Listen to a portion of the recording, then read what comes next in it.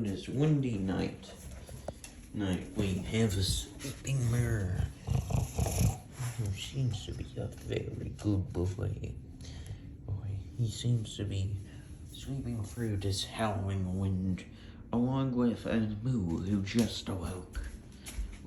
Go back to sleep, Mo. You'll be fine. And we see the watchdog of Bailey.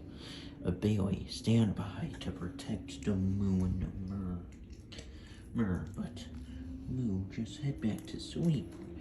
And Bailey stays guard to defeat this howling wind. And Murray, head back to sleep. You'll be fine. You'll be fine, bud. And as Bailey is on guard,